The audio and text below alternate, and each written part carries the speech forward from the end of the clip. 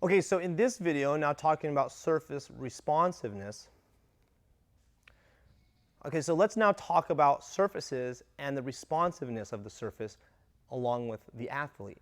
So here we're on a trampoline, and the trampoline has a certain responsiveness. When energy is put into the trampoline, it's going to respond a certain way. It's going to stretch or move away from the force that is engaging it, and then it's going to hit a limit. The bed of the trampoline is going to stop and be like, I can't move anymore, and then it's going to push against whatever is driving that force, generally a person. So as we're bouncing the trampoline, I'm pushing down, and then it hits a limit, and then it pushes back against me.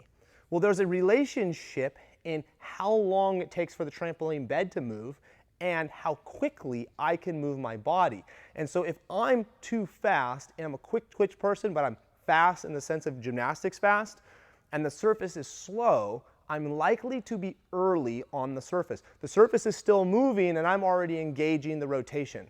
Versus if I'm really slow, okay, and the surface is fast, maybe I'm on a tumble track or on a floor, then I'm going to likely be behind the surface. And so what we're trying to find is synchronization and coordination in the athlete's physical movement, how quickly they move their shapes and body, and how fast a surface actually moves. When you can find the synchronization of that, now the athlete and the surface are working together and everything comes in line in rhythm. And so that's, to me, the biggest difference in when you look at an athlete move along a surface and there's like this energy and effort and power that just kind of goes pow and everything works together and you're like, wow, that person moves really well. It's because their timing of their body movement is in sync with the responsiveness of the surface. When somebody always looks out of sync, sometimes they pull their knees early, or they throw their chest early, or they're late on the toe pull, whatever it is, they're behind the responsiveness of the surface. Everything starts to look kind of awkward and out of rhythm. Okay? Sometimes it's just merely they don't move fast enough for what the surface requires. Merely by identifying this changes exactly what you need to tell the athlete. For instance, if an athlete is moving too slow, you can say you're going to need to move quicker because the surface is moving faster than you are. Now they understand how much faster they need to move. How fast is the surface moving? I need to move quicker to match the surface. Well, they can feel the surface.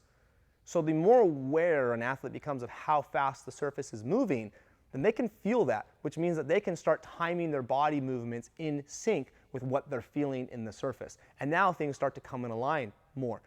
If a student is too weak, maybe you realize that their core strength is too weak and they're moving too slow, you now know what needs to get strengthened in order to match the surface timing.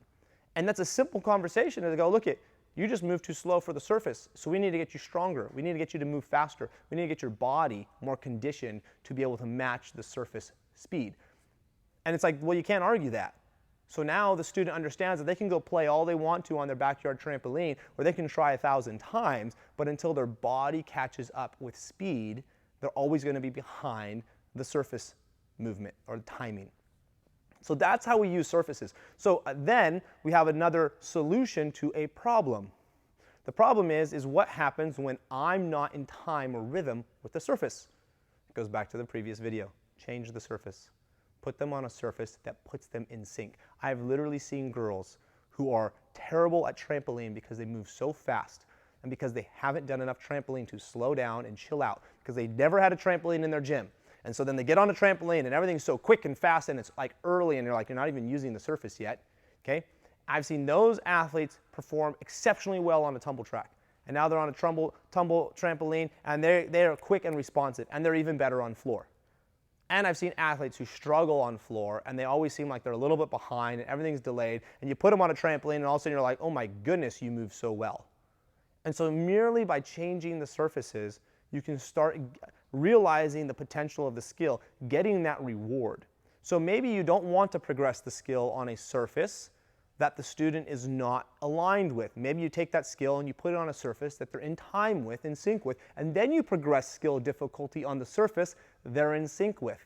And then once you get that progressionary step, then you go to a more challenging surface, work on the basics and the fundamentals, and then you progress the difficulty as they become more aware of how that surface is moving.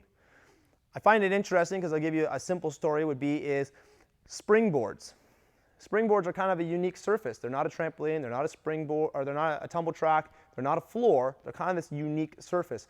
and they're all dictated generally by how fast you run. Well, if your run speed is a constant variable, you don't actually run consistently the same speed, then that means that the springboard responds differently every time. But the problem with the springboard is you only experience it for a split second. So you don't actually have a high frequency of experiencing how the springboard responds under the max amount of run. So it's really hard, I've discovered, really hard to get an athlete's brain really dialed in to say, look, you run this speed, you hit the springboard, now it moves this much every single time. There's more consistency.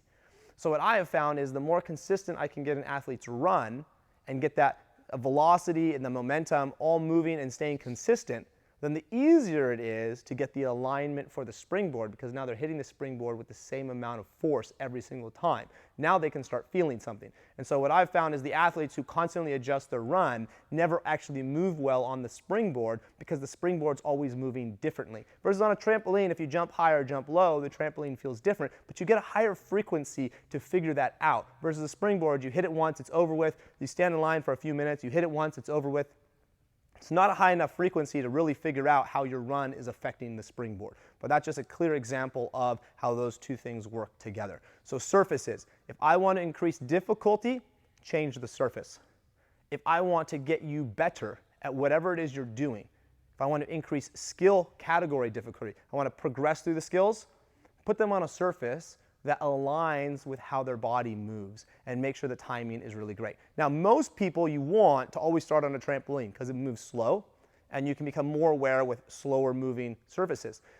But not everyone always starts there. Some people don't have access to a trampoline and they haven't become proficient in a trampoline. They haven't learned to slow down their movements. However, a trampoline is where you'd want to start. Then you'd naturally want to progress to like a tumble track or a rod floor, and then you'd want to progress onto a floor, or maybe you have an air floor and then you go to a floor. But you have these progressionary steps that you push the difficulty of potential, and then you transition through the surfaces, and then you put it on the competitive surface to see if it can really be performed. So that's the idea of how we want to use surfaces. Hopefully you now have at least a basic understanding and grasp. The biggest challenge is making the discernment of figuring out when a person is ready to change surfaces and how far they need to push their skill ability on the specific surface. And so those are the biggest decisions that have to be made, and we're going to discuss more about that when it comes to skill categories and progressing through skills.